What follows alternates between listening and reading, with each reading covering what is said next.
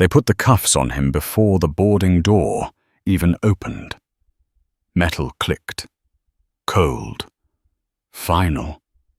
The sound snapped through the jet bridge like a gunshot, sharp enough that every conversation nearby died at once. A woman gasped. Someone dropped a phone. The moving walkway kept humming indifferent. Franklin Moore did not resist. He stood there, hands calmly at his sides, dark jacket still buttoned, carry-on upright by his shoe, as if he were waiting for a valet instead of airport police. His breathing stayed even. Slow in. Slow out. The kind of breath a man learns after decades of swallowing anger without letting it show.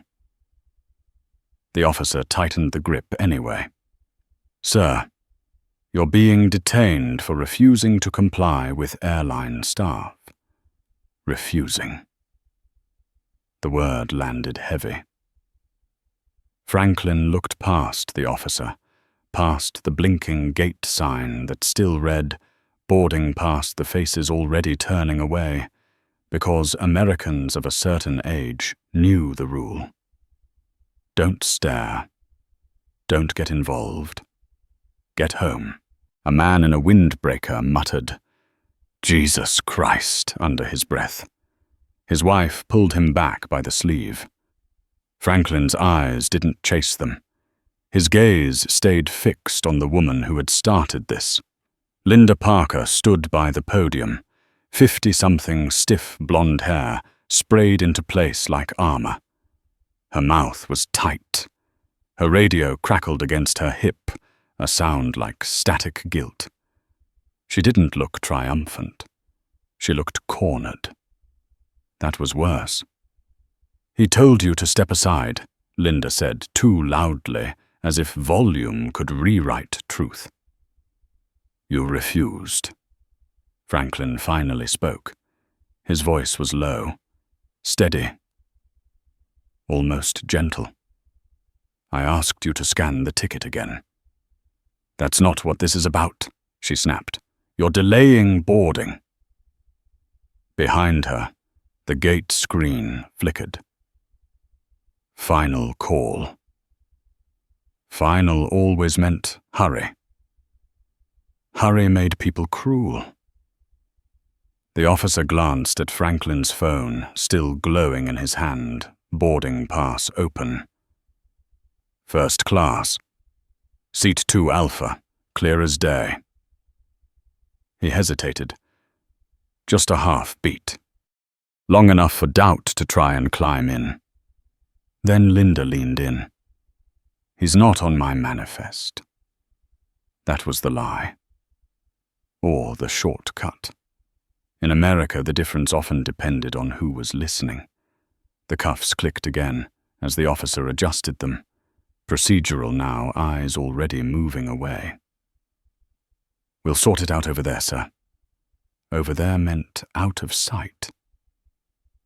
Franklin stepped forward when guided his bag rolling once before tipping gently onto its side. No one picked it up. No one offered.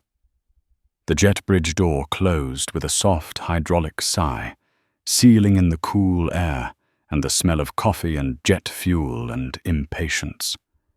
From the inside of the aircraft, a few passengers pressed their faces to the narrow windows, eyes wide. Curious, hungry for a story they would later tell with disclaimers. I don't know the whole thing, but Franklin caught one face in particular. A teenage girl, earbuds, dangling phone, already raised recording without thinking. Her mother noticed too late, hissed her name, pulled the phone down.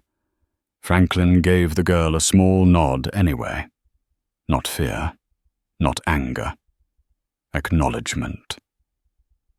The officer paused at the top of the stairs that led back into the terminal. "Sir, just so you know if this is a mistake." "It is," Franklin said. The officer swallowed. He nodded once, like a man filing something away for later.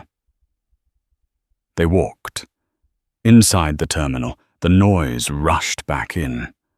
Rolling suitcases, overhead announcements, a piano playing somewhere because airports liked to pretend they were calmer than they were, the smell of pretzels and disinfectant. America in transit. Franklin felt eyes on his back, some judging, some uneasy, some relieved it wasn't them. He was 58 years old. He had been mistaken for staff at his own board meetings. He had been asked if he was lost in buildings he had paid to renovate. He had learned early that outrage only fed the story other people wanted to tell about him. So he kept his face still. Inside, something else was happening. His phone buzzed again. He didn't look. He already knew who it was. He had left the lounge 15 minutes earlier with a warning on his screen and a promise on his lips. "I'll be airborne in 20. Hold the line until I land." That promise was now broken. They stopped near a glass wall overlooking the tarmac. Planes crawled like steel insects. A narrow bodyjet pushed back engines, whining higher. Another plane paused, then rolled again. Everything moved because it had to. Schedules ruled lives here. The officer finally removed the cuffs. "Temporary detainment, sir. Just until we verify." Franklin flexed his wrists once. Red marks bloomed and faded. He looked at them, then at the planes. "May I make a call?" he asked. The officer hesitated, then nodded. "Keep it brief." Franklin stepped aside, lifted the phone, and switched to the secure line with a practiced thumbprint. The world seemed to narrow around that small rectangle of glass. It rang once, then twice. Then the voice came through tight, controlled, threaded with urgency. "We just lost visibility on the secondary node." Franklin closed his eyes for half a second. How long, he asked. Unknown. Could be a test. Could be a dry run. Dry runs were how disasters introduced themselves. He pictured the network map in his mind lines, branching from hub to hub, aircraft to ground, ground to cloud. 173 planes tied into the same nervous system, built to anticipate failure, built to prevent surprise, built by men and women who believed preparation was a moral act. And now something was knocking. "Are we certain it's not a false positive?" Franklin asked. The pause on the other end told him everything. "We're past that." The officer shifted his weight, watching Franklin, without really watching him. Linda Parker stood across the terminal, now arguing with a supervisor, her hands slicing the air. She glanced over, once eyes flicking away when they met his. Franklin lowered his voice. "Initiate containment phase 1. No escalation without my confirmation." "Understood." He ended the call.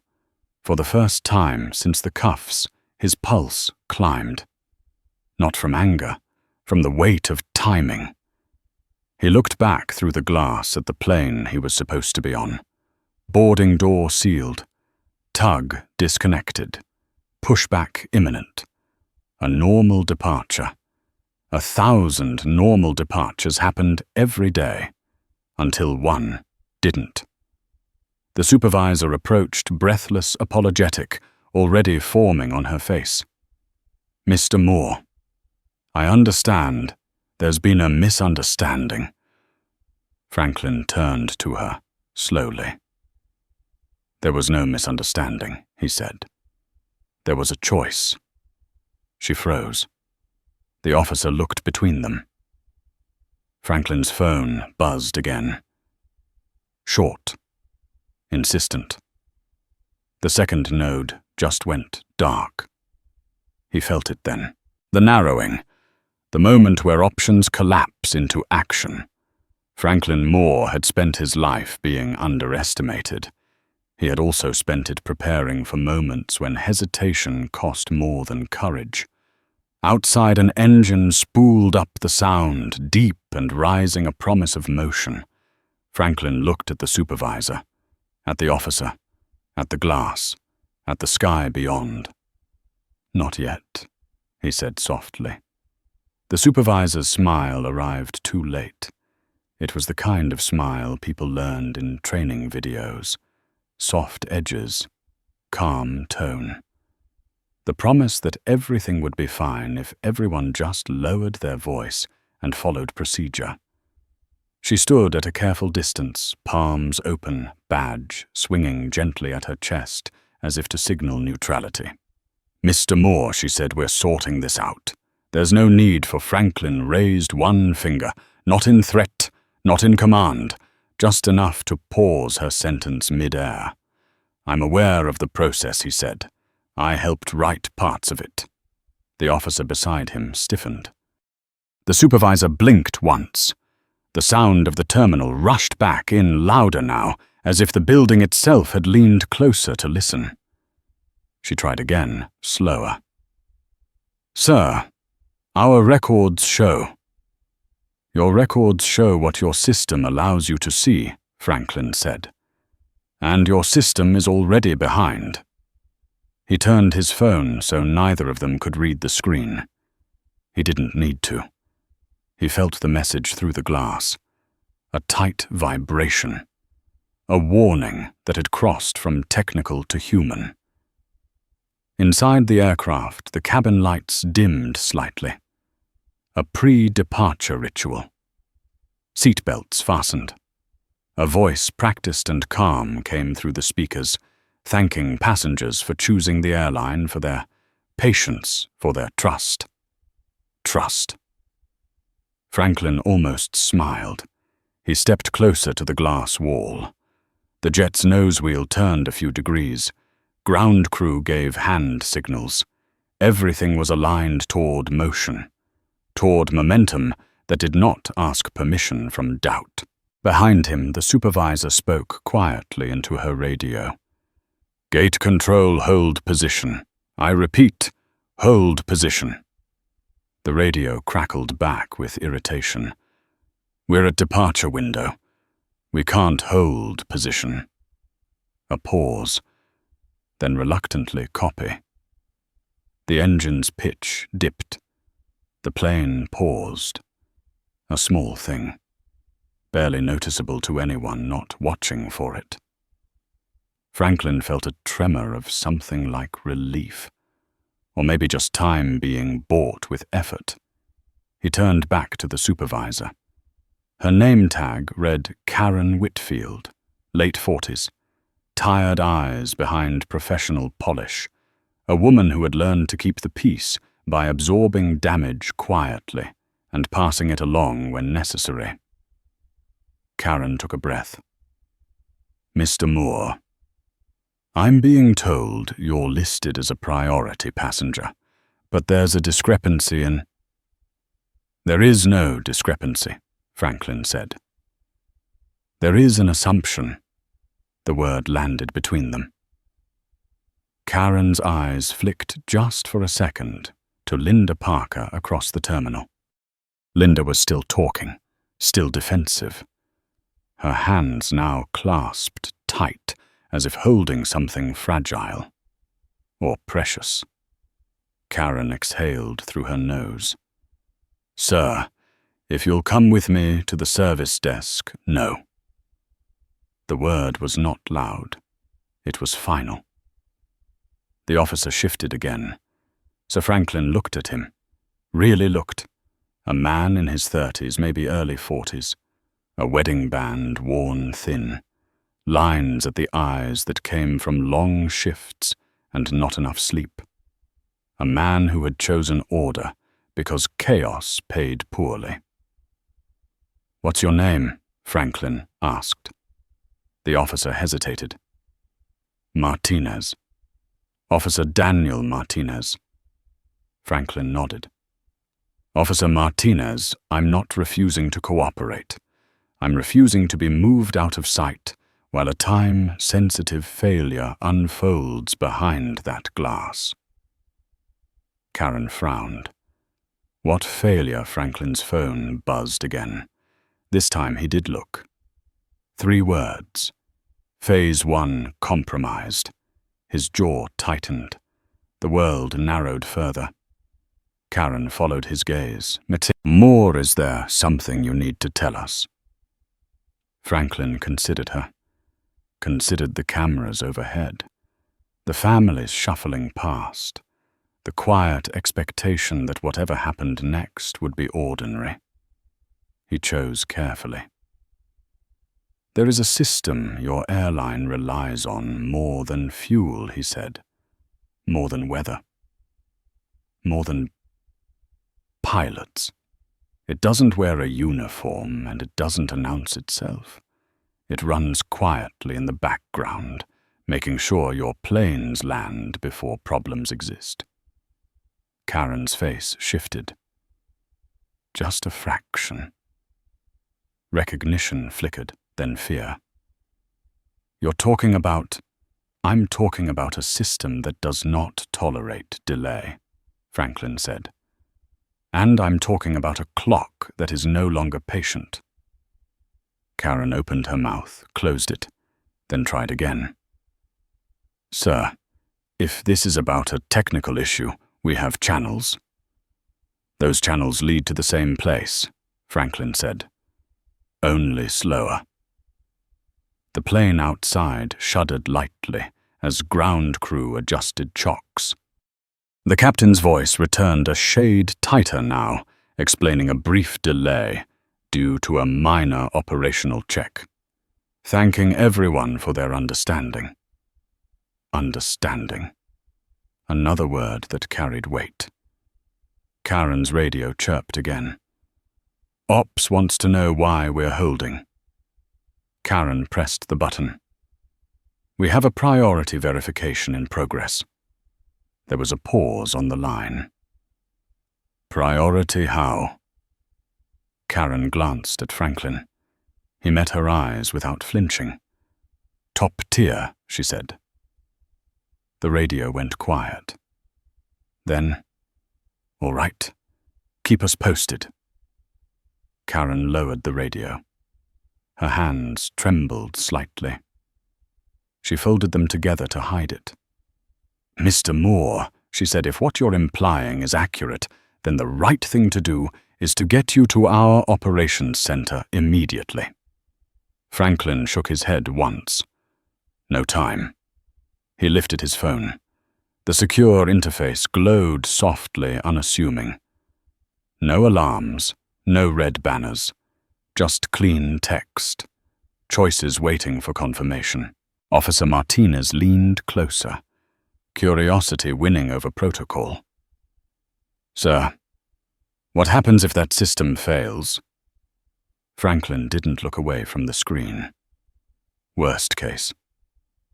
He thought of numbers, of probabilities, of cascading errors. He translated them into something human. People get hurt who did nothing wrong. Karen's throat worked. She nodded once as if that settled something inside her. All right, she said. Tell me what you need. Linda Parker's voice cut across the space. This is ridiculous. We're holding a full flight because of him. Karen turned sharply. Linda, stop. Linda froze. Shock registered on her face. She wasn't used to that tone, to being told no without explanation. Karen continued, voice firm now. Go back to your station. Linda opened her mouth, closed it. The supervisor's authority finally landed. Linda turned away, stiff, humiliated, disappearing into the crowd. Franklin felt no satisfaction, just a narrowing focus. His phone buzzed again. Confirmation request pending. He inhaled slowly, exhaled. Karen stepped closer. Mr. Moore, if you do whatever it is you're about to do, Then planes stop moving, Franklin said. Not falling, not failing, stopping. Safely. Where they are. Karen swallowed. How many Franklin's thumb hovered? 173. Officer Martinez let out a low whistle before he could stop himself. Karen closed her eyes for a brief moment. When she opened them, something had changed. The practiced calm was gone. What remained was resolve. "Do it," she said quietly. "If it's the right thing." Franklin studied her face. He saw the calculation, the career risk, the knowledge that saying yes would leave fingerprints. He nodded once. Respect offered silently. He tapped the screen. Authentication. Identity verified. A second tap. Escalation menu. A third deliberate press. Hold. The system asked him to confirm. Plain language. No drama. Are you certain Franklin thought of the cuffs, of the jet bridge, of the teenage girl lowering her phone, of a system built to catch problems before they became headlines? "I am," he said aloud, though no one had asked. He confirmed. Nothing happened at first. The plane outside remained still. The terminal hummed. Life continued oblivious. Then Karen's radio erupted. Multiple channels, voices overlapping, confusion sharpening into alarm. "Ops to all gates. We're seeing a fleet-wide flag. Repeat, fleet-wide flag." The captain's voice cut through the noise, no longer smooth. "Gate confirm. We just lost green across all panels." The plane's lights flickered. Just once. Franklin lowered his phone. Officer Martinez stared at him, awe and fear warring on his face. "Sir." "What did you just do?" Franklin met his eyes. "I bought us time." The alarm didn't sound like an alarm at first. It was too clean, too precise. A sharp electronic chirp that cut through the terminal's noise and then multiplied, echoing from podium to podium, tablet to tablet, cockpit to cockpit.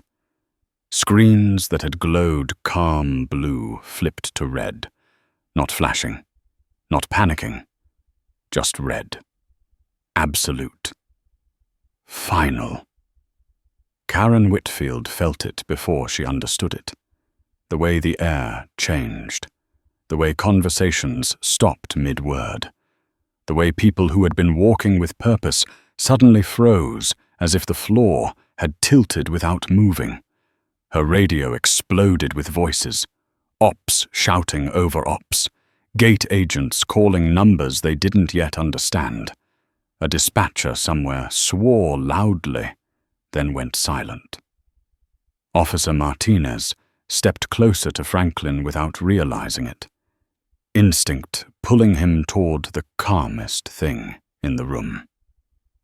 "Sir," the officer said low, "what exactly does a fleet-wide flag mean?" Franklin watched the aircraft through the glass. The nose wheel had straightened. The tug disconnected completely. For a heartbeat it looked ready to go anyway. Momentum fighting instruction. Then the brakes engaged. Hard. Inside the cabin, bodies lurched forward against seat belts. A ripple of surprise passed through the rows. A coffee cup flew. Somewhere, a child cried out, startled more than afraid. The captain's voice came over the terminal speakers. This time, not the cabin. Tighter. Older. No script to hide behind. Attention all ground personnel. All movements are suspended. I repeat, all movements are suspended until further notice. Karen exhaled shakily. 173 planes. The number rang in her ears like a tolling bell. Passengers began to notice. A man in a business suit pointed at the stopped plane. "What's going on?" A woman clutched her boarding pass, reading it again as if the letters might rearrange themselves into an explanation. Phones came out. Screens lit up. The first push notifications hit before the questions finished forming. Flight delayed, then cancelled. Then a flood. Franklin's phone buzzed again this time, with confirmation logs stacking neatly line by line. Node isolation complete. External access severed. Internal diagnostics running. He slipped the phone back into his pocket. The hardest part was done. Now came the consequences. Karen turned Torsum to him, her face pale but composed.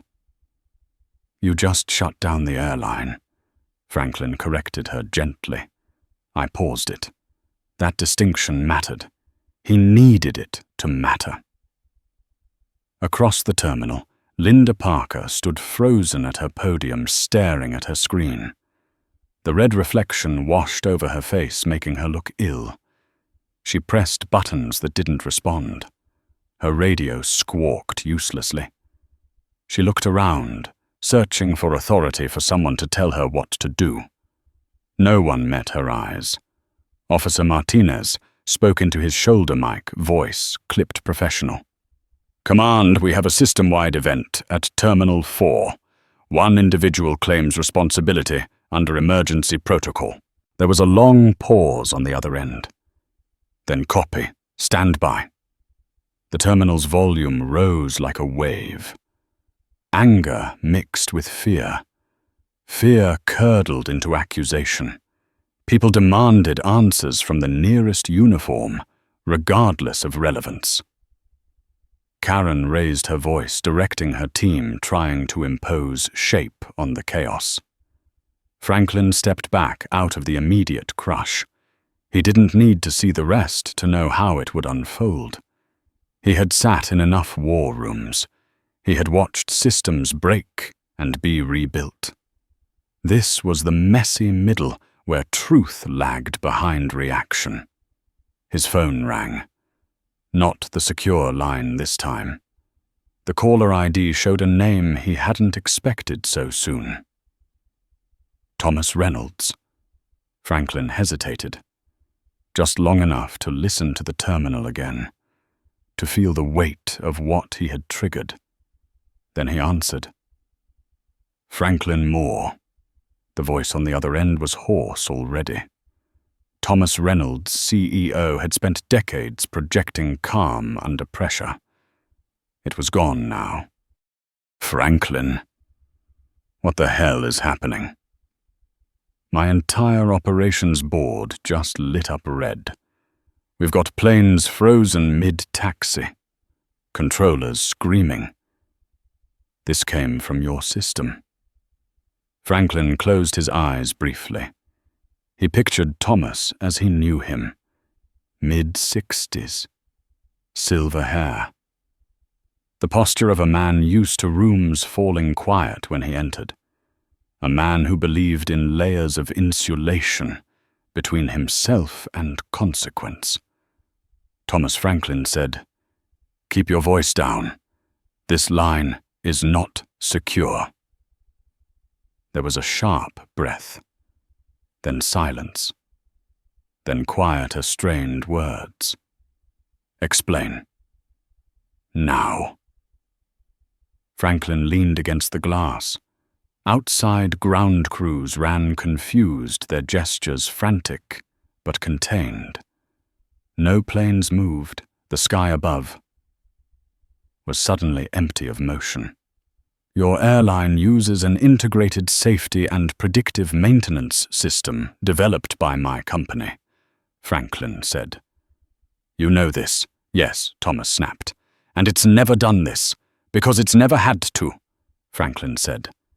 We identified an active intrusion attempt, not theoretical, not a drill. Live access testing your redundancies. Thomas was silent, processing, denial wrestling with comprehension. We were minutes away from losing control of core diagnostics. Franklin continued. The only way to contain it was to sever external access entirely. That triggers an automatic safety hold across all dependent aircraft. 173, Thomas whispered. Yes. My God. Thomas's voice cracked despite himself. Do you know what this is costing us? Franklin opened his eyes. I do. Then why now? Thomas demanded. Why without warning? Franklin turned slightly. Through the glass, he saw Karen fielding an irate passenger. Her hands steady, her voice firm. He saw Officer Martinez holding a small perimeter, eyes scanning alert. He saw Linda Parker being approached by a man in a dark suit. He didn't recognize her shoulders, sagging as he spoke. Because now was the last safe moment, Franklin said. And because I was not in the air where you expected me to be. Thomas frowned audibly. What does that mean? Franklin chose his words with care. He had thought about this conversation for years abstractly. Not this call, but this reckoning. I was detained at your gate this morning, Franklin said. My ticket was challenged, my presence questioned. I was removed from the boarding process long enough for this threat to escalate. There was a pause so deep it swallowed the noise of the terminal. Detained, Thomas repeated. Yes. By whom? Franklin did not answer immediately. He let the silence work. He let Thomas imagine the scene. A black man, handcuffs, a boarding door closing. When he spoke again, his voice was colder.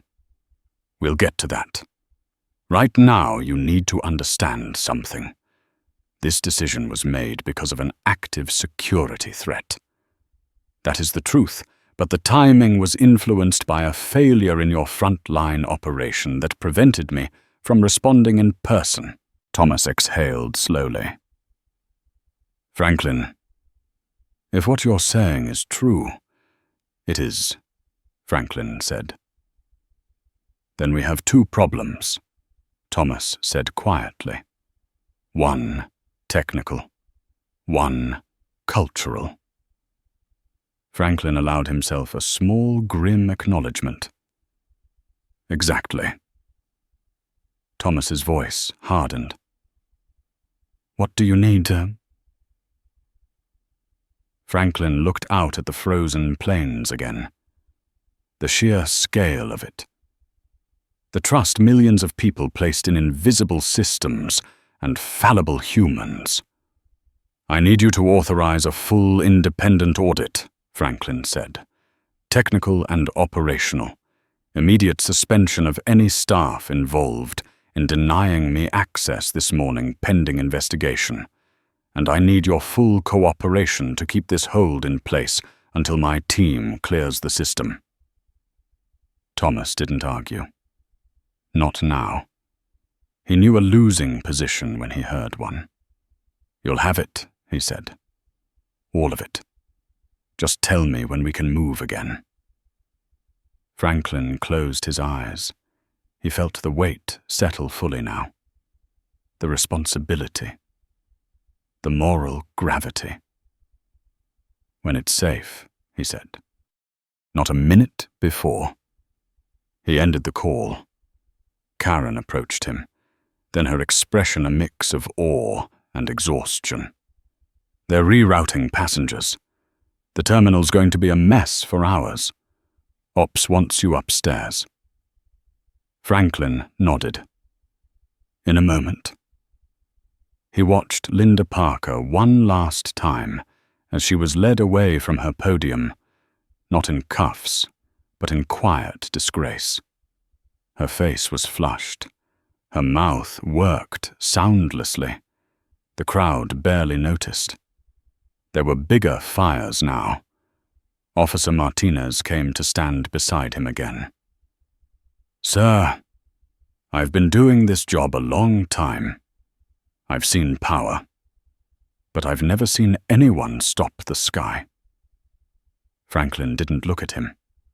"I didn't stop it," he said. "I held it accountable." The terminal roared on. Planes sat silent, and somewhere deep inside the system, the clock Franklin trusted began to tick in his favor. The operations center smelled like burnt coffee and fear. Franklin felt it the moment the elevator doors slid open. The hum of servers under the floor, the low murmur of overlapping voices trying to sound calm and failing. Screens lined the walls, every one of them painted the same unforgiving red. No blinking, no countdowns, just status. Grounded. Thomas Reynolds stood at the center of it all, jacket draped over a chair he hadn't sat in.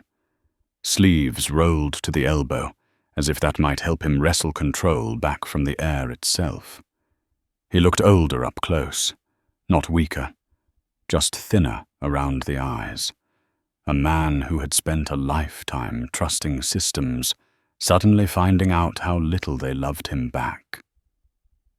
Franklin Thomas said when he saw him. He didn't extend a hand. He didn't smile. He nodded. Respect stripped of ceremony. Franklin returned it. He took in the room. The technicians hunched over consoles. The legal counsel whispering urgently near the glass wall. The FAA liaison standing off to the side arms crossed, face unreadable. This was not panic. This was triage. "Where are we?" Franklin asked. Thomas gestured toward the largest screen. "We isolated the breach vector, or we think we did. Your team says it's contained but not clean." Franklin nodded. "Contained buys time. Clean takes courage." A young engineer turned in her chair, eyes bloodshot, voice hoarse. "Sir." The intrusion didn't come from outside the network the way we expected. Franklin felt the room tilt. "Explain." She swallowed. It came from inside a trusted layer. Credentials that shouldn't have been active were. They weren't stolen. They were dormant. Thomas stiffened. "You're saying this wasn't a random attack?" Franklin didn't answer her. He answered the implication. "I'm saying someone left a door unlocked and forgot about it."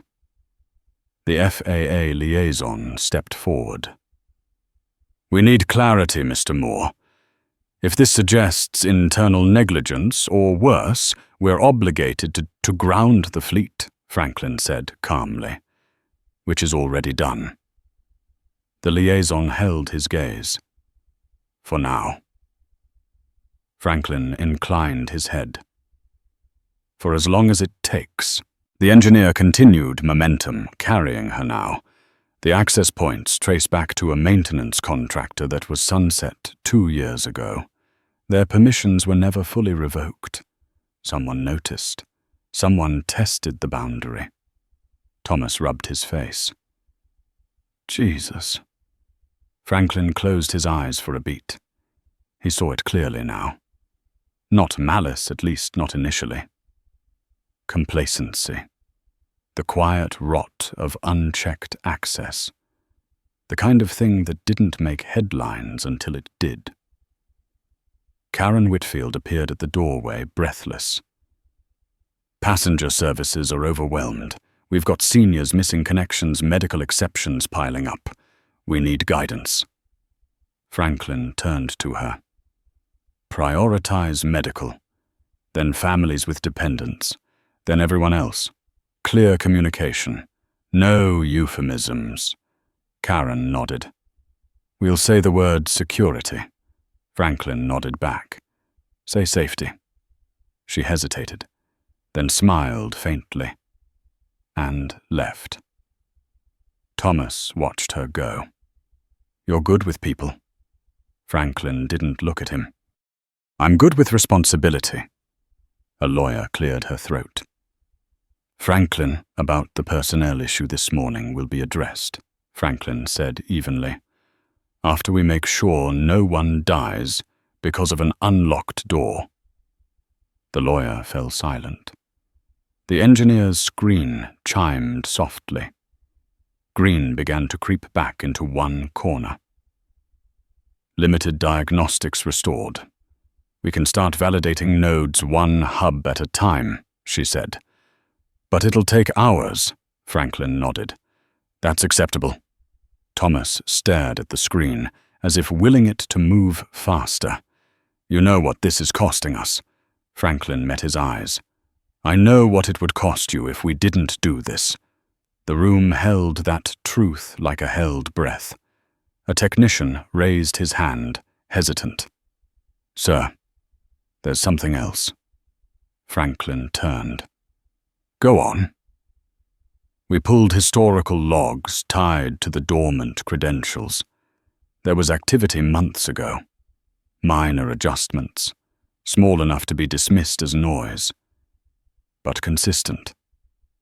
Thomas's voice dropped. How small fuel optimization values, maintenance thresholds, nothing that would trigger alarms, but enough to shift wear patterns over time. Franklin felt a chill that had nothing to do with the air conditioning. Someone hadn't been trying to crash planes. They had been trying to age them. Quietly. Invisibly. That's not a prank, Franklin said. That's a plan. Thomas sank into the chair he had avoided until now. His hands shook when he clasped them together. Who would do this? Franklin thought of incentives, of contracts, of corners cut, of men who believed risk was theoretical until it wasn't. We'll find out, he said, after the fleet is safe. His phone buzzed in his pocket. He didn't need to look to know who it was. The other line. The one that didn't ring unless something had changed. He stepped aside and answered. We found the third access path, came the voice. It was hidden behind a legacy reporting module.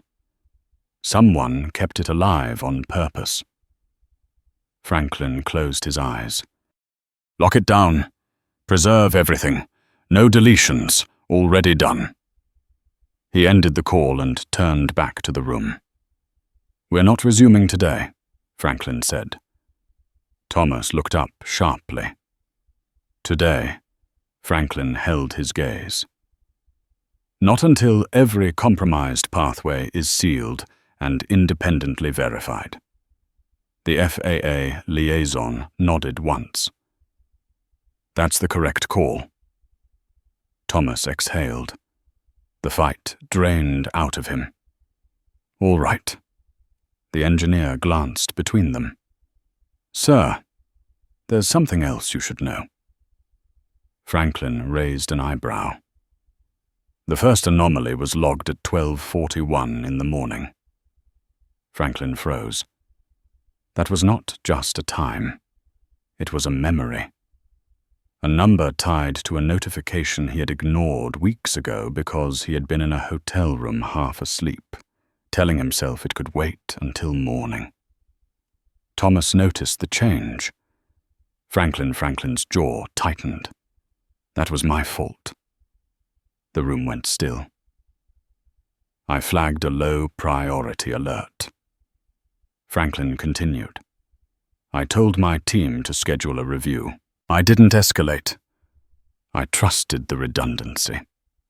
Thomas studied him, not with accusation, with something closer to recognition. You're saying this isn't just on us? Franklin nodded. Systems fail when people assume someone else is watching. The engineer swallowed. Sir, are you saying I'm saying accountability doesn't stop at your logo? Franklin said. It includes mine. The FAA liaison watched him carefully now. Most men in your position wouldn't say that. Franklin shrugged.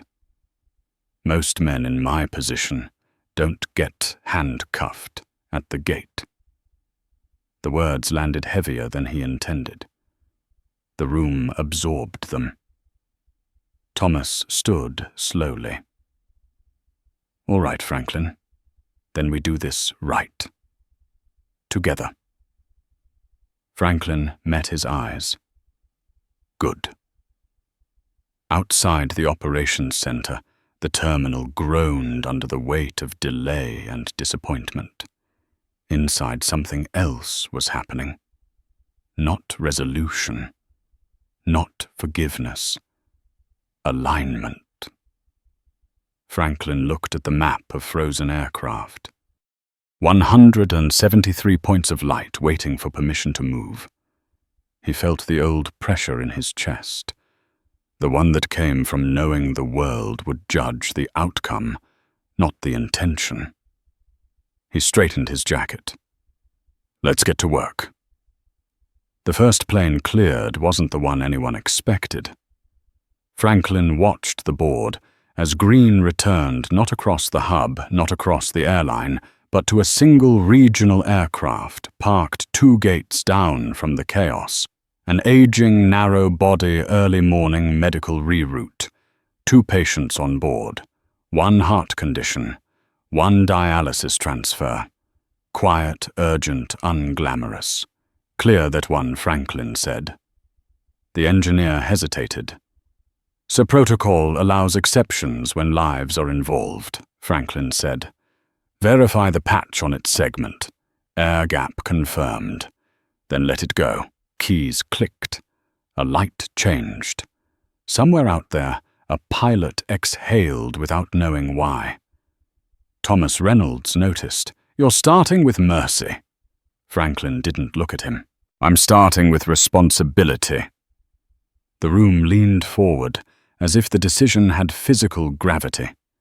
People moved faster now. Not panicked. Focused. The kind of speed that came from purpose instead of fear. A tech lead raised a hand. We're getting pressure from media. They're calling it a shutdown. Franklin shook his head once. It's a hold. Words matter.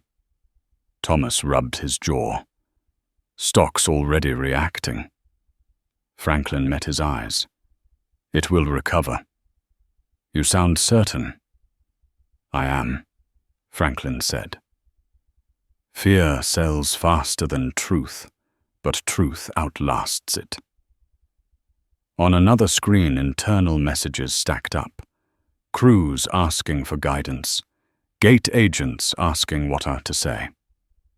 One message stood out, flagged by Karen Whitfield. Passenger relations request guidance on a group of veterans stranded overnight. Ages late 60s to early 70s. They're calm but worried about medications. Franklin leaned closer. We're Concourse B. Get them a quiet space. Chairs with arms. Water. Someone who knows how to listen, Franklin said. Not a script. A person. Karen replied almost instantly. On it.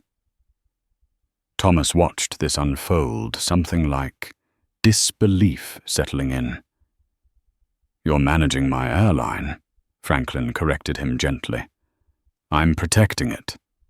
A new alert chimed softer than the others. External call priority. Thomas's assistant appeared at the door, pale.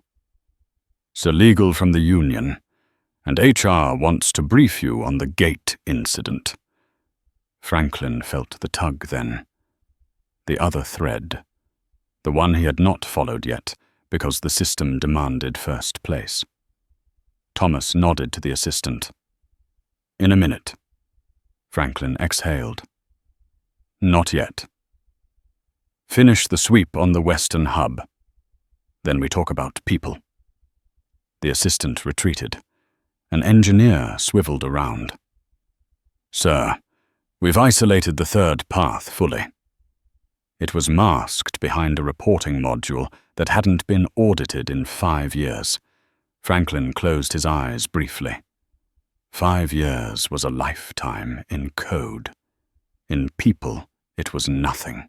Who approved its persistence? The engineer glanced at Thomas, then back. A former contractor. Their supervisor signed off on the sunset. The revocation checklist was incomplete. Thomas winced. Names. We have them. Franklin nodded. Preserve everything. No shortcuts. The FAA liaison stepped forward. Mr. Moore, public messaging is about to get ahead of us. They're asking if this was an act of retaliation. Franklin opened his eyes, against whom the liaison held his gaze. That's the question. Franklin thought of the cuffs, the jet bridge, the eyes that looked away. He thought of the patients on the cleared plane, already pushing back. He chose his answer carefully.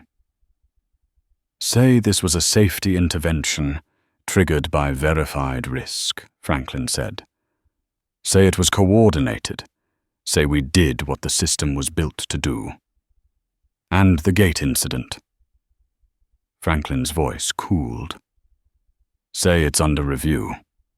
Thomas interjected defensive. It will be under review.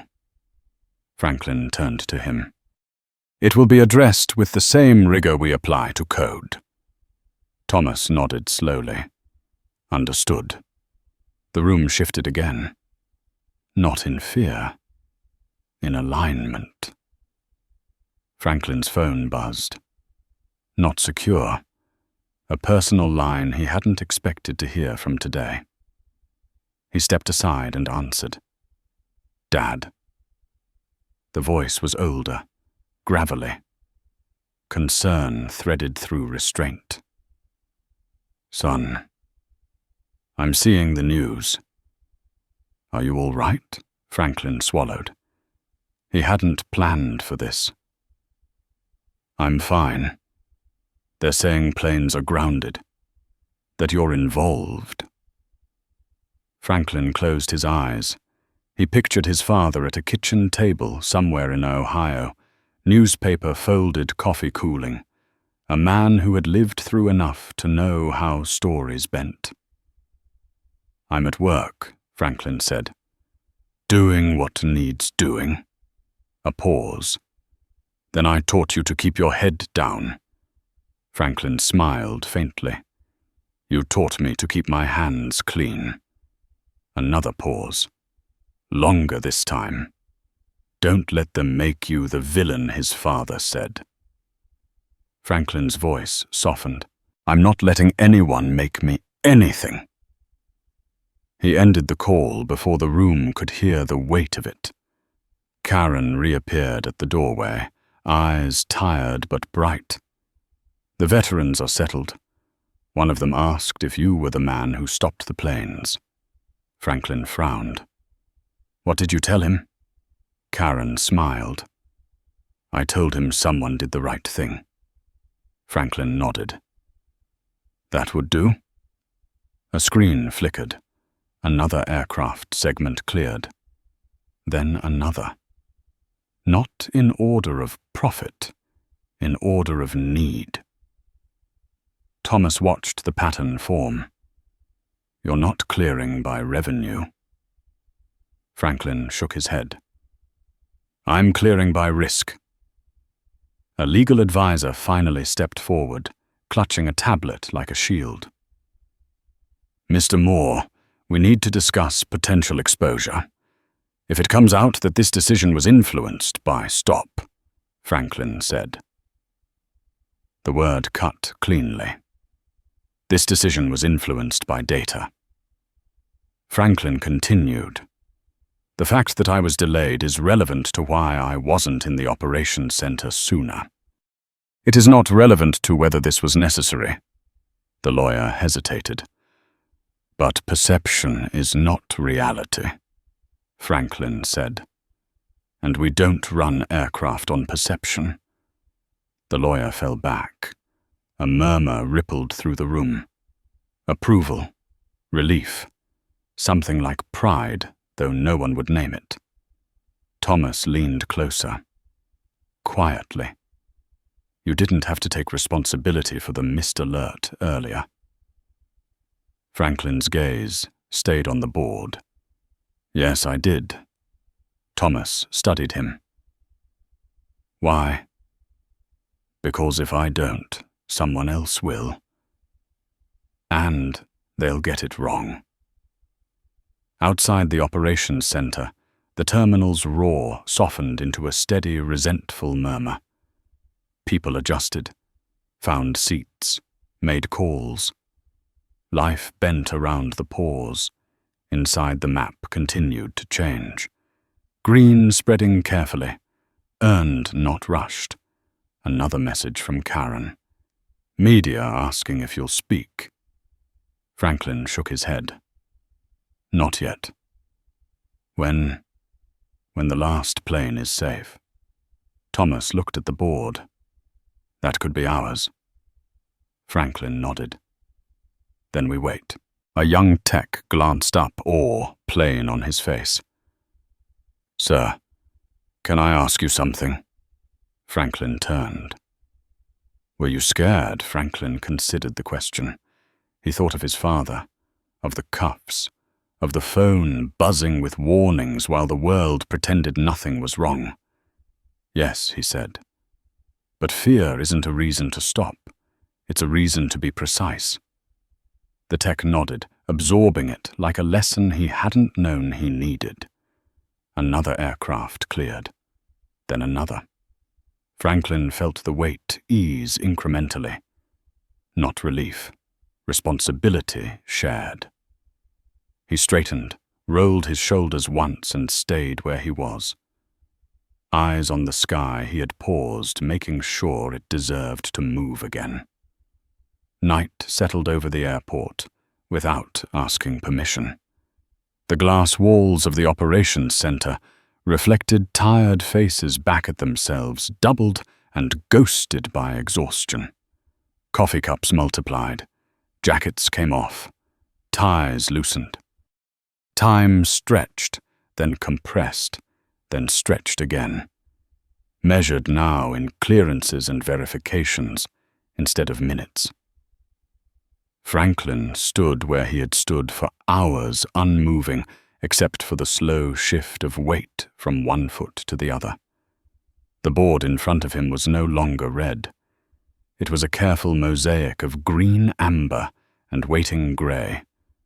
Progress, but fragile, the kind that punished impatience.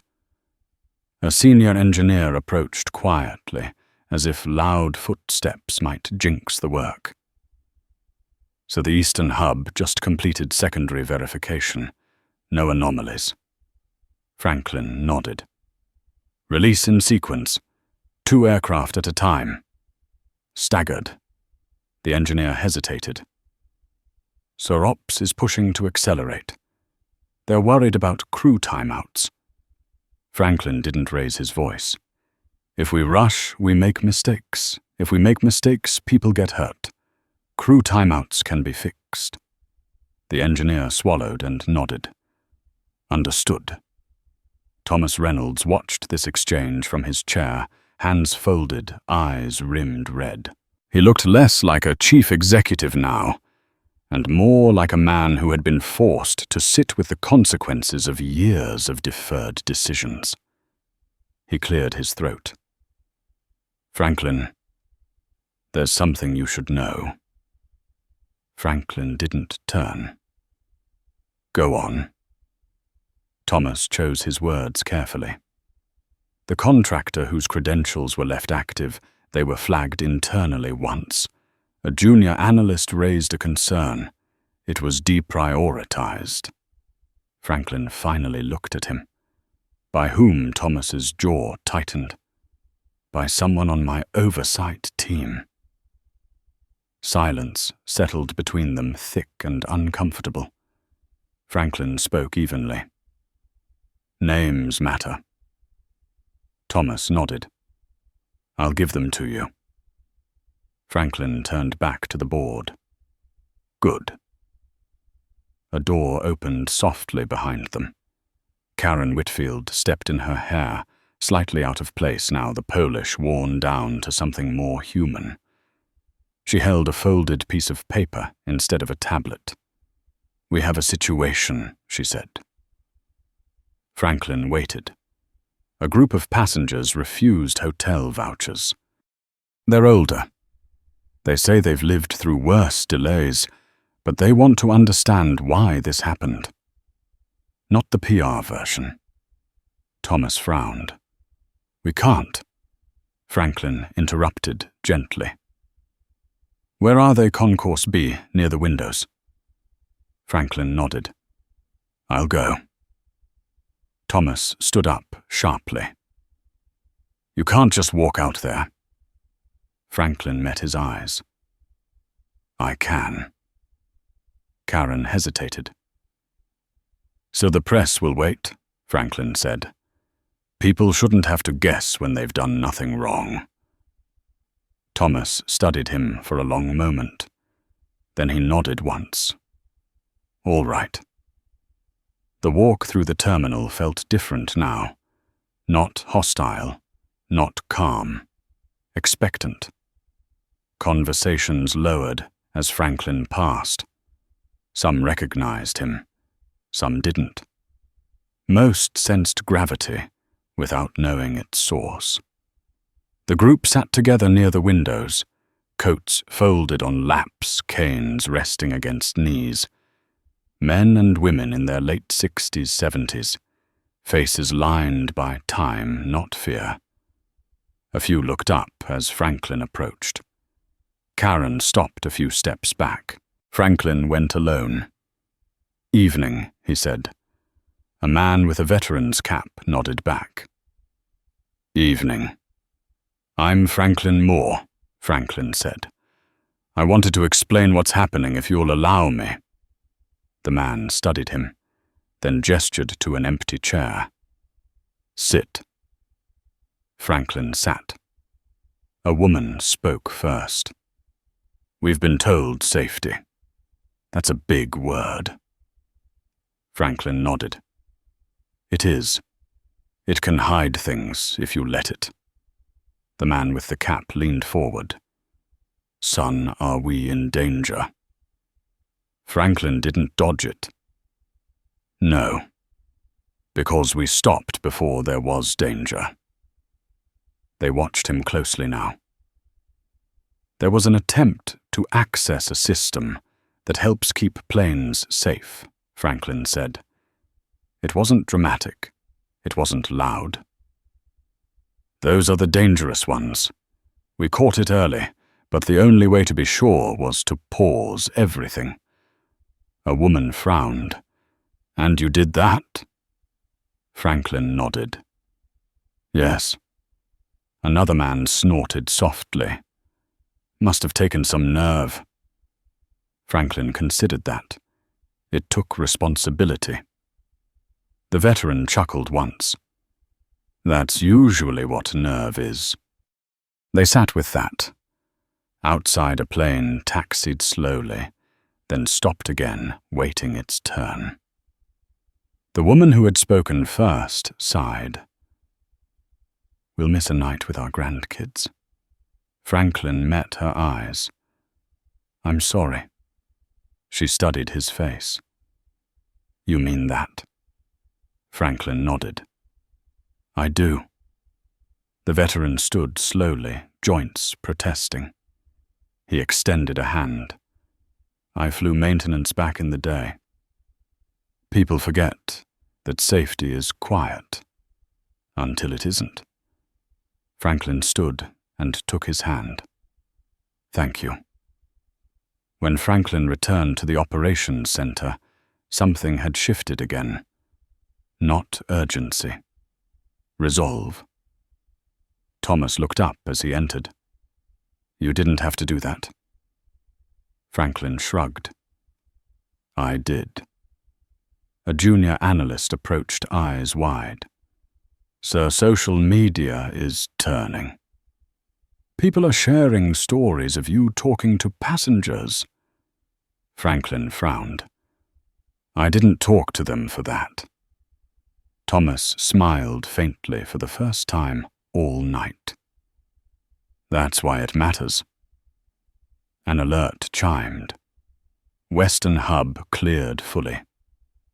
Franklin nodded. "Begin phased restart. Keep monitoring." The FAA liaison stepped closer.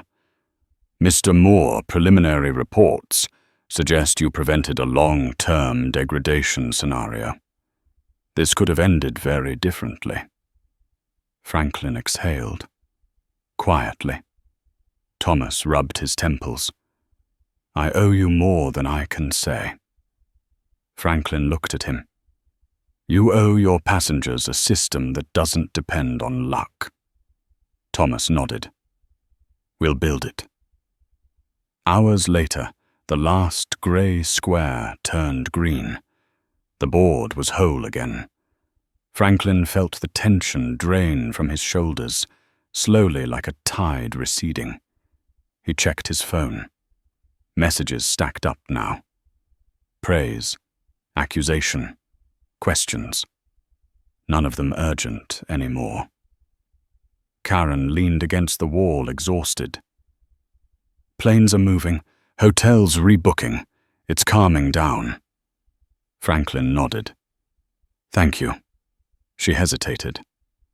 "Sir, about this morning." Franklin looked at her. "Yes." She swallowed. "I should have stepped in sooner." Franklin considered her, then nodded once. "Next time, do." She smiled, relieved, and walked away. Thomas approached holding 2 cups of coffee. He handed one to Franklin. Cold by now. Franklin took it anyway.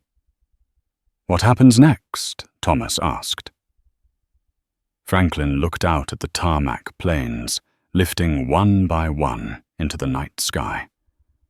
The world resuming, unaware of how close it had come to something else. Next, Franklin said, "We talk about why a system built to protect people needed a man in handcuffs to save it."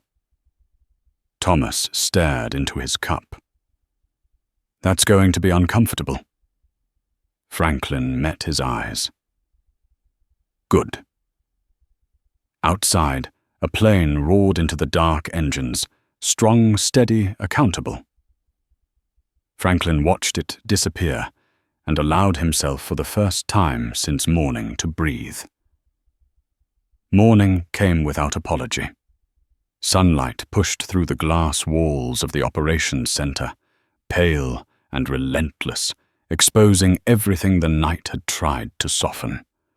Empty cups, crumpled notes, faces that had aged years in hours. Franklin stood at the same window he had watched through the night. The sky now awashed blue planes, lifting again in steady rhythm.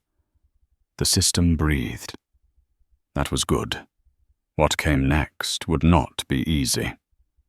Thomas Reynolds joined him, jacket back on hair smoothed as if appearance could restore order.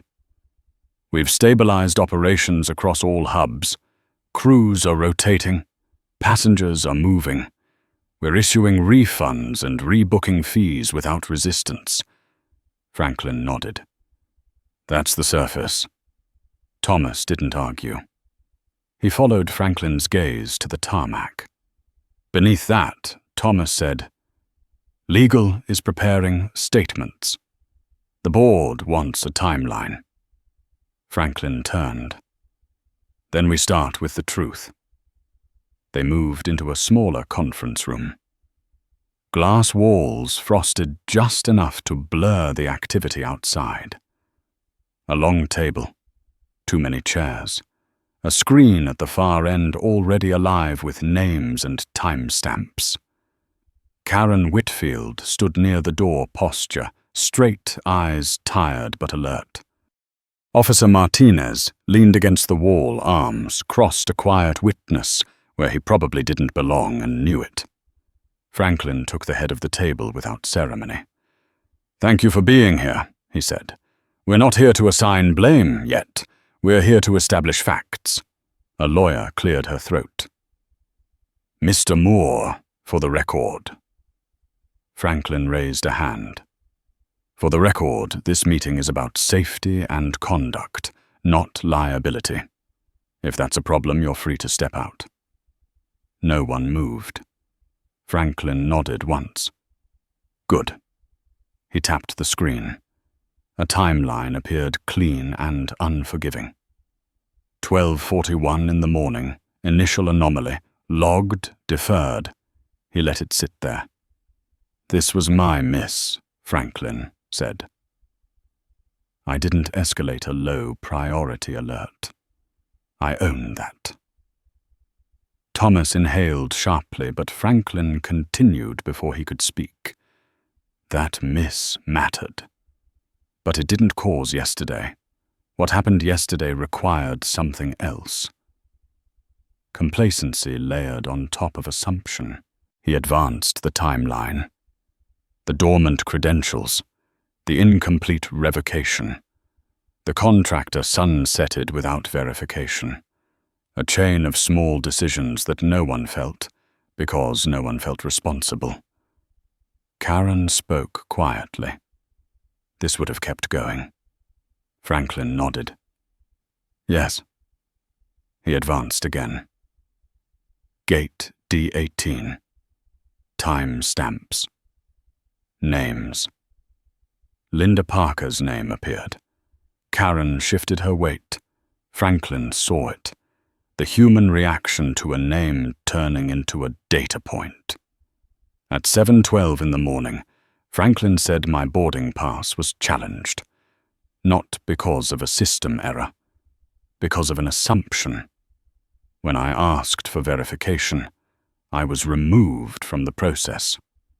Officer Martinez spoke for the first time.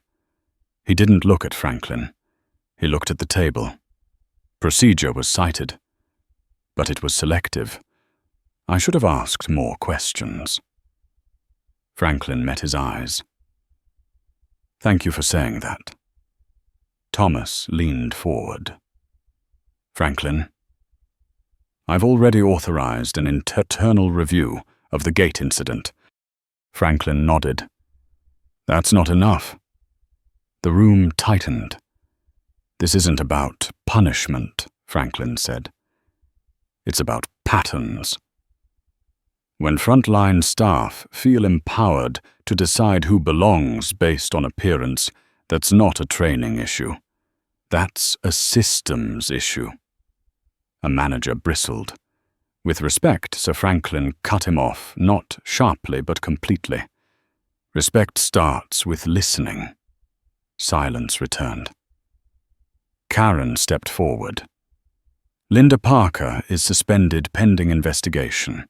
Her access has been revoked." Franklin nodded. "And the review," Karen held his gaze. "Independent, external oversight, no shortcuts." Franklin exhaled. "Good." He advanced the timeline again. "Onboard conduct. Delays. The water incident, the failure to render assistance. Not dramatic, not criminal. Worse. Casual." Thomas rubbed his temples. "Ethan Brooks has been placed on administrative leave." Franklin looked at him. "Pending what?" "Pending truth," Franklin said. "Not convenience." Thomas nodded. "Pending truth." The lawyer tried again.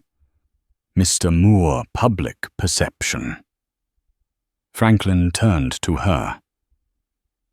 The public will survive the truth. It's institutions that don't. He stood then, slow, deliberate. The room rose with him without realizing it. We paused 173 planes to protect people who would never know our names, Franklin said. That's the job. But the reason it had to be done when it was done has everything to do with who is allowed to interrupt a system. Officer Martinez shifted. Sir, are you saying I'm saying systems fail when they treat dignity as optional? Franklin said. When people learn that questioning authority is a risk, not a responsibility. Karen nodded once, fierce. That's true. Thomas looked at her, then back at Franklin. What do you want? Franklin considered the question. This was the moment where anger could masquerade as clarity. He refused it. I want a structural audit of access, Franklin said. Not just technical, cultural, decision rights. Escalation paths. I want to know who gets believed and why. Thomas swallowed. That's going to be painful. Franklin met his eyes. Pain is cheaper than disaster. The room absorbed that. A junior manager spoke, hesitant. Sir, there's concern this will be seen as overreach. Franklin nodded. It will be seen that way by people who benefit from the status quo. Thomas straightened. Then we'll take the hit. Franklin turned back to the screen and brought up a final panel. A map of roles, gate agents, flight crew, maintenance, ops, leadership, all connected by lines that showed where decisions flowed and where they stopped. We redesign this, Franklin said. Together, clear authority, clear accountability, clear humanity. Karen let out a breath she'd been holding. I'll start with training. Franklin nodded. Training matters. But training without consequence is theater. The lawyer scribbled notes, now resigned. Thomas stood. I'll take this to the board. Today. Franklin met his gaze. I'll be there. Thomas paused. You don't work for us. Franklin's expression didn't change. I work for the people who trust the sky. That landed. Outside the conference room, reporters gathered, cameras ready, hunger visible. Karen glanced toward them. They're waiting for a statement. Franklin shook his head. Not yet, when the people who were harmed understand what happened before the people who profit from it, Franklin said. Karen nodded. Officer Martinez cleared his throat. Sir, I wanted to say yesterday could have gone differently. You didn't make it worse. Franklin looked at him. That was the goal. The officer hesitated. For what it's worth, my mother's flying out of Phoenix today. She's 72. Franklin allowed himself a small smile. Then I'm glad we were careful. As the meeting broke, Franklin returned to the window. The airport was waking fully now. Coffee lines, rolling bags, announcements that sounded normal again. He felt the familiar pull of fatigue, the kind that came after doing the right thing, when it would have been easier not to. His phone buzzed, a message from his father. 2 words. Proud. Son. Franklin closed his eyes for a second, then opened them. There would be statements, lawsuits, editorials. None of that mattered as much as the next choice. Behind him, Thomas spoke quietly to the room. Let's begin. Franklin stayed at the window, watching a plane lift cleanly into the morning, knowing the hardest part was not stopping the sky, but teaching it how to be fair when it moved again. The boardroom smelled like polish and restraint. Franklin felt it as soon as the doors closed behind him. Mahogany table, perfectly aligned chairs, bottled water untouched. A wall of glass looking out over the city as if height alone conferred clarity. Men and women in tailored suits sat with hands folded, eyes alert, measuring him not as a savior or a villain, but as a variable. Thomas Reynolds took his seat beside Franklin, posture formal now, CEO again. Around them the board waited. The chairwoman spoke first. Calm, experienced. "We appreciate you coming in person, Mr. Moore. Yesterday was extraordinary." Franklin inclined his head. Extraordinary usually means unprepared. A few expressions tightened. The chairwoman continued. "The fleet is operational. The breach is contained. We are grateful." "Gratitude without accountability is noise," Franklin said evenly. Silence followed. Not offended, evaluative. A man at the far end cleared his throat. "Are you suggesting the grounding was caused by more than a technical failure?" Franklin met his gaze. "I'm suggesting the timing was." Another board member leaned forward. "Are you implying retaliation?" Franklin didn't blink. "I'm stating causation." Thomas shifted, ready to intervene, but Franklin raised a hand slightly. "Yesterday's hold was triggered by verified risk," Franklin said. That decision was correct. "The reason it had to be made when it was made is what we're here to discuss." He tapped the tablet in front of him. The room's main screen lit up not with charts, but with a single image. A still frame from a security camera. Gate D-18. A man in a dark jacket. Hands calm. Cuffs mid-click. Several board members inhaled sharply. Franklin spoke quietly. "That is me. 7:12 in the morning. Lawfully ticketed. Removed from boarding." The chairwoman's eyes hardened. "That should not happen." Franklin nodded. "It happens every day. Yesterday it happened to the wrong system." A murmur passed through the room. Discomfort. Recognition. Another board member tried to reframe. "We've already taken steps, suspensions, reviews." Franklin leaned forward slightly. "Suspensions don't change patterns. Reviews don't change incentives." A woman near the window spoke. Then what does Franklin looked at her? Structure. He swiped again. A diagram appeared. Not technical. Human. Lines showing escalation paths. Bottlenecks, dead ends. "Your frontline staff have discretion without accountability," Franklin said.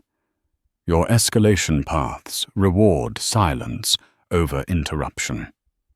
Your systems assume good faith and punish caution.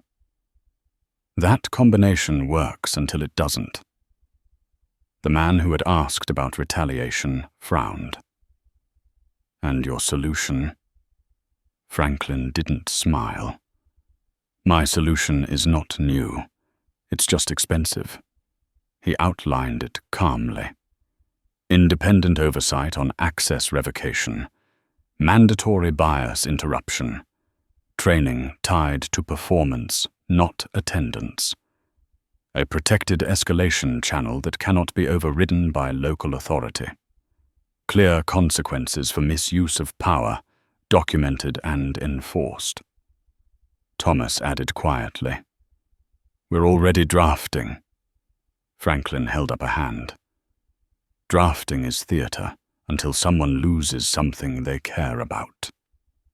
The chairwoman studied him. "What are you asking in return?" Franklin met her eyes. "Partnership." She raised an eyebrow.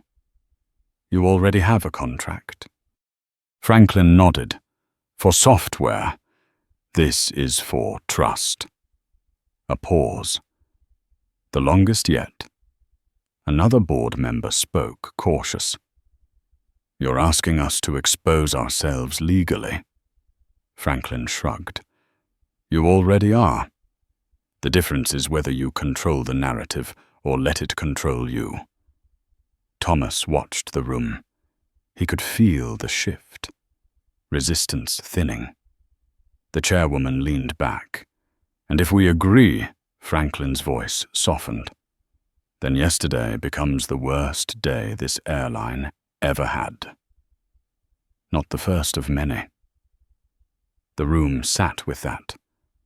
A man near the end sighed. I don't like being cornered. Franklin met his gaze. Neither do I.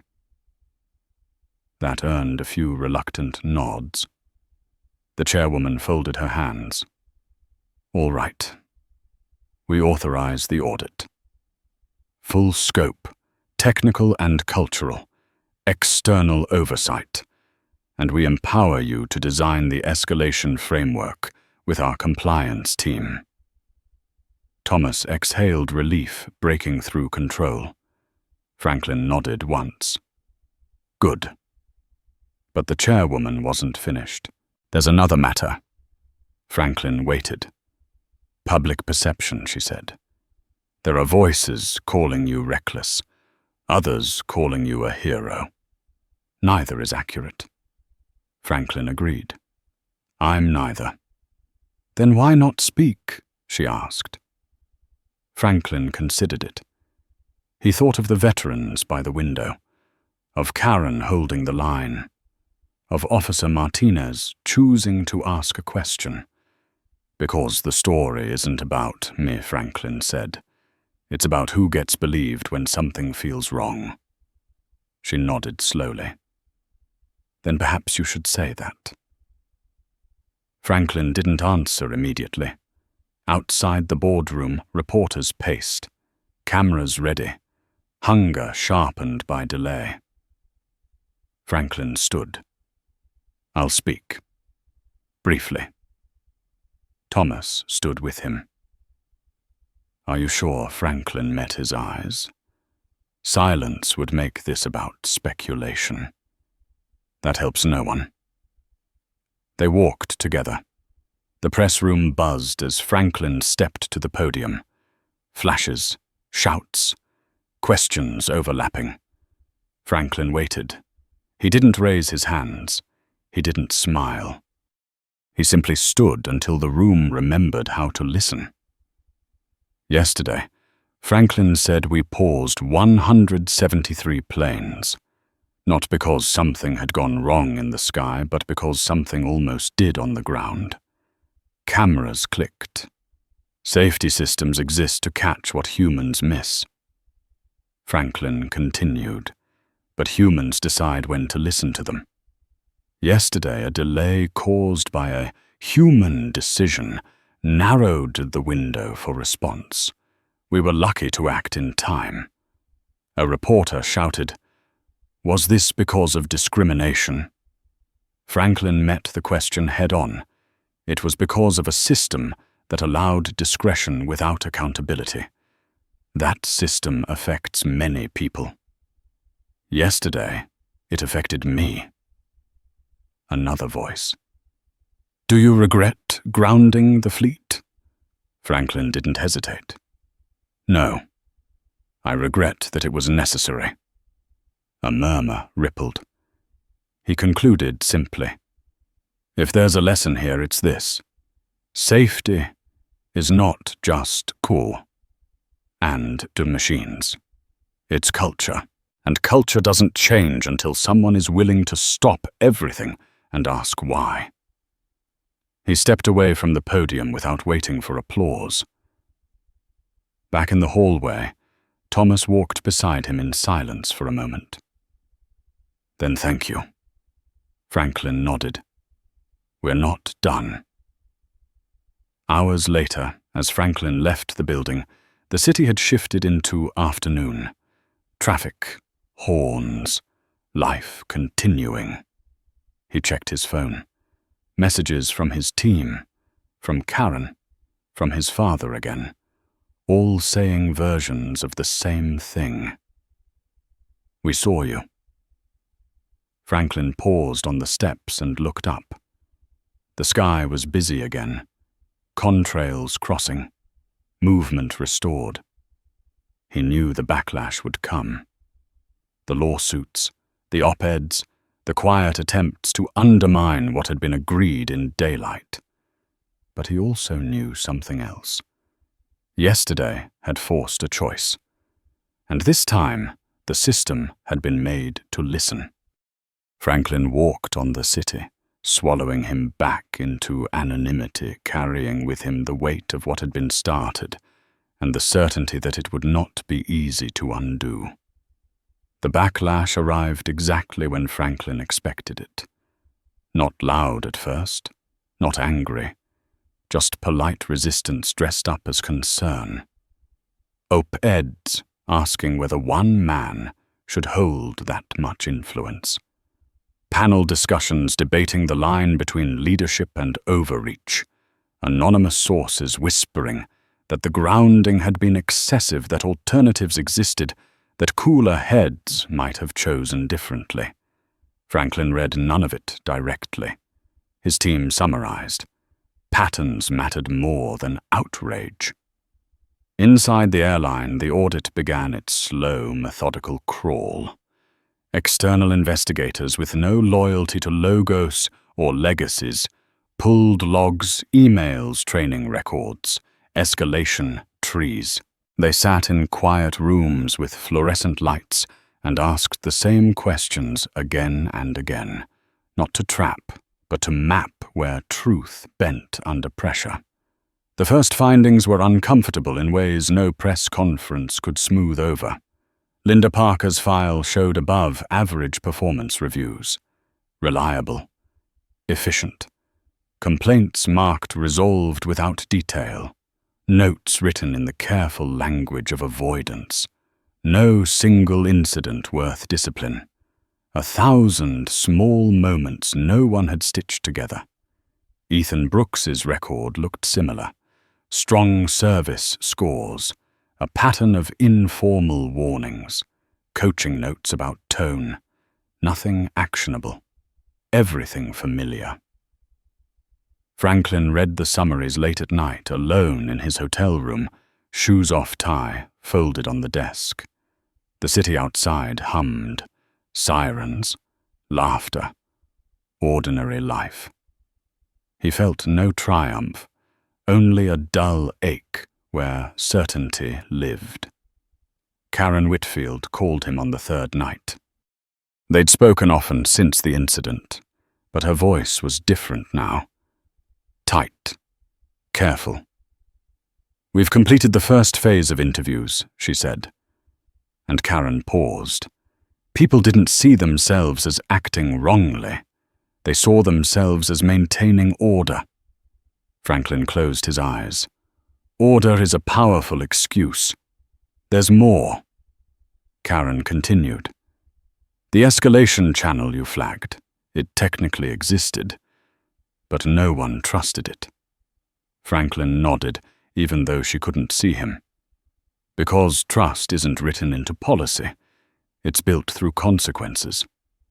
Karen exhaled. The report will recommend terminations.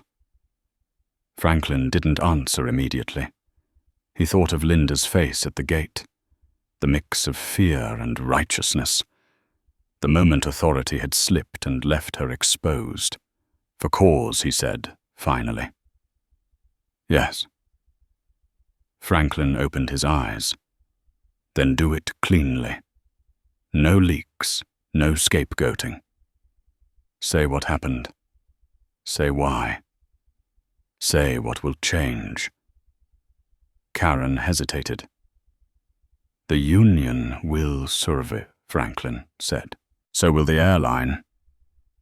After the call, Franklin sat in silence longer than he meant to.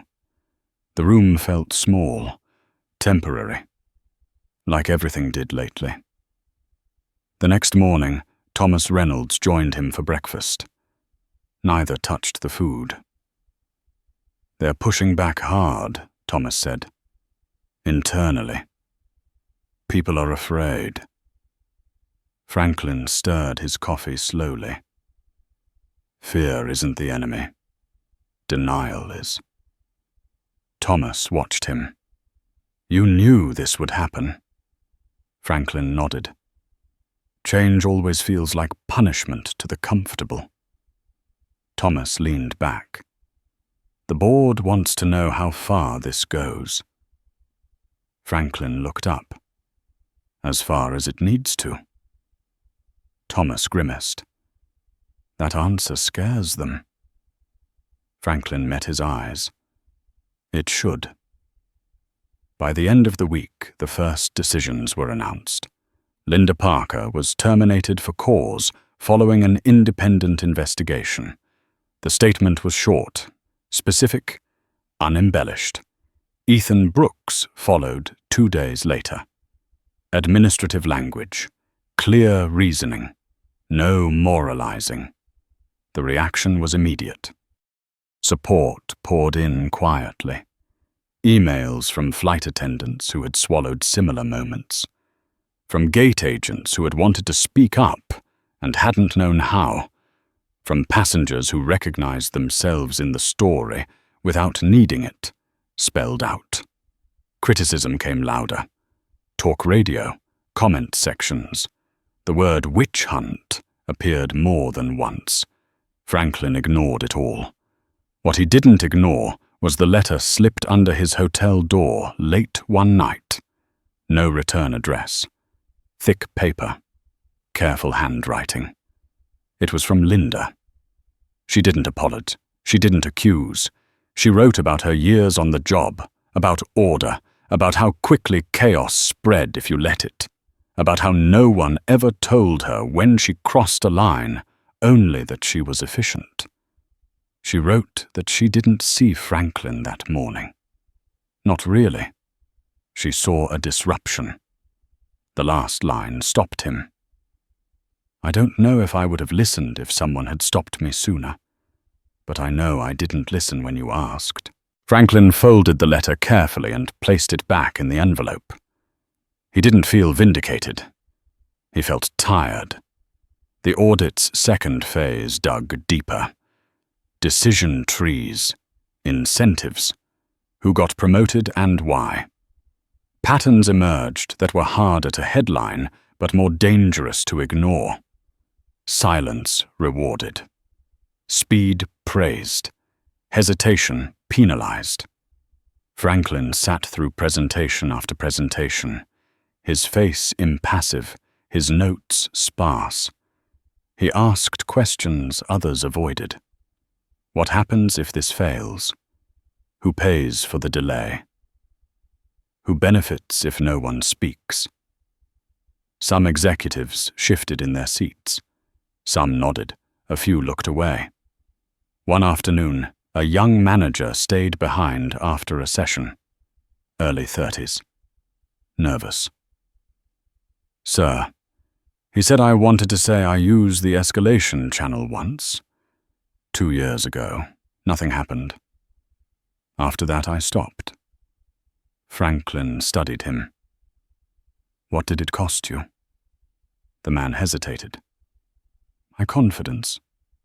Franklin nodded. "That's too expensive." The manager left lighter than he had arrived. Outside, the airline regulators took notice, not adversarial. Curious. The FAA requested briefings.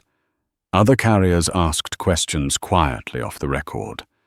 Consultants called sensing opportunity. Franklin declined most of them. This isn't a product, he told his team. It's a responsibility. At home, his father watched the coverage with a practiced eye. He called one evening, voice steady. "You're making enemies," his father said.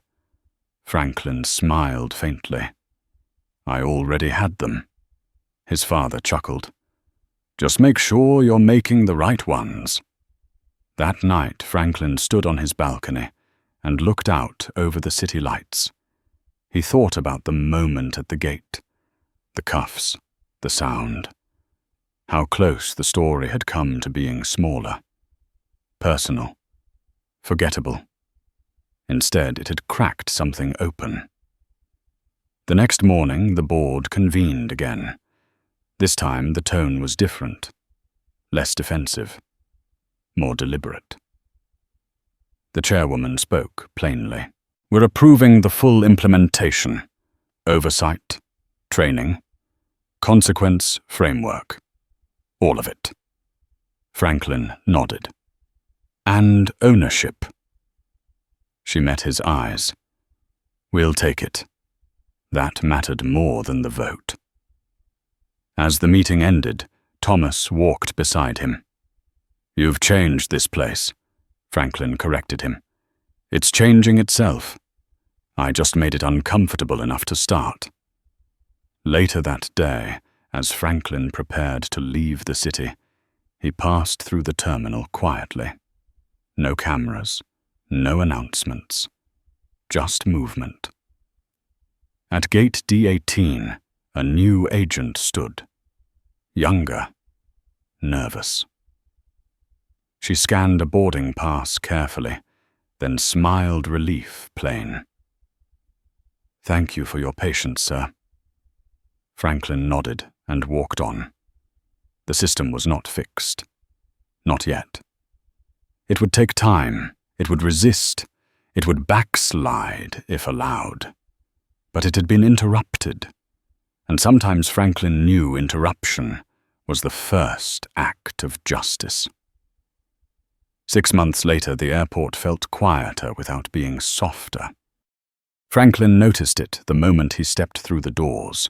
The noise was still there, rolling suitcases announcements. The low impatience of travel. But something underneath had shifted. Movements were more deliberate. Voices more measured. Eyes lifted more often when something didn't quite fit. Gate D18 no longer looked the same. The podium had been replaced. The layout widened, less confrontational. Screens clearer. A small sign at eye level read, Escalation available. Ask without penalty. It wasn't dramatic.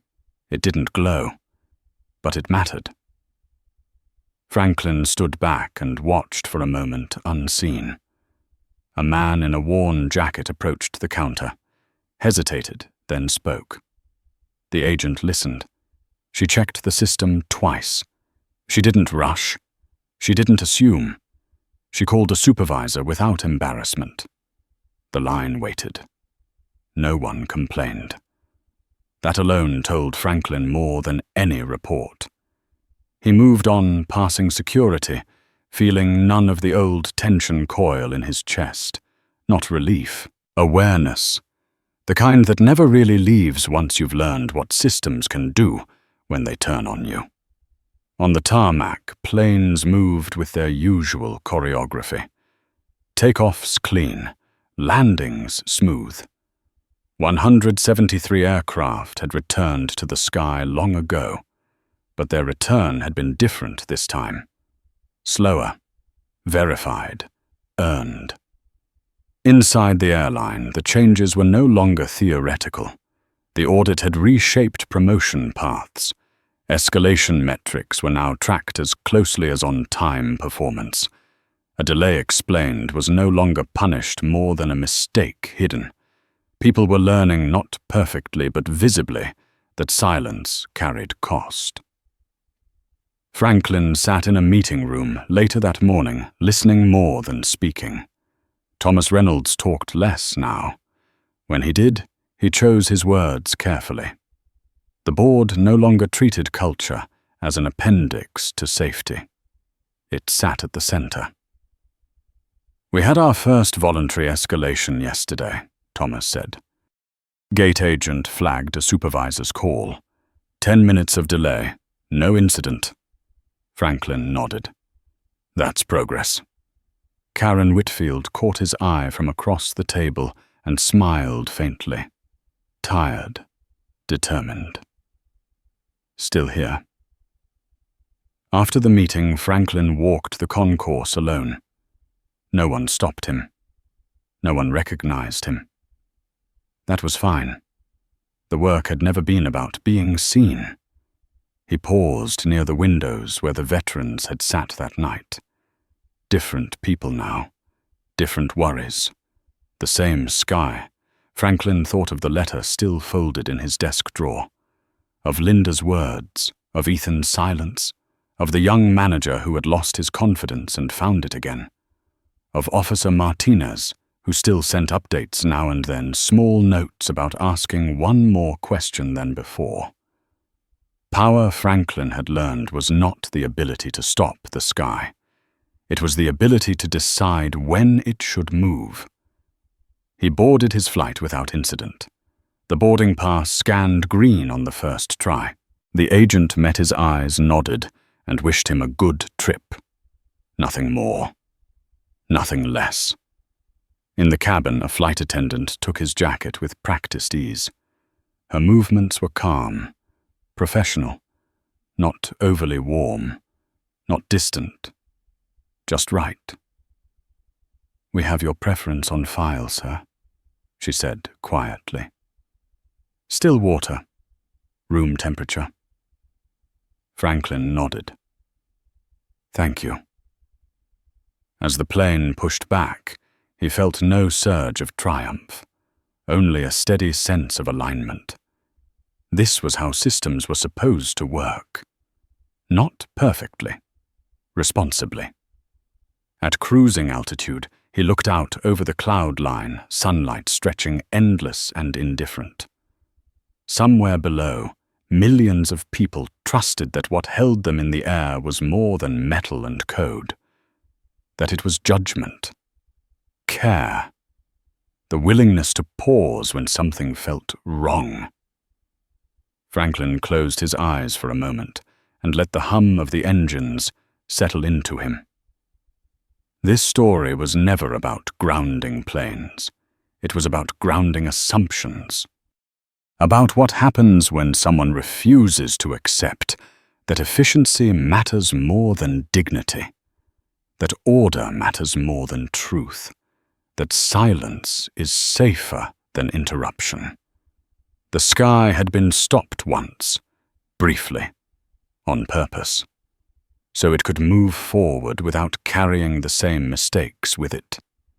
If this story stayed with you, take a moment to like this video and subscribe to the channel for more stories about power, accountability, and quiet justice.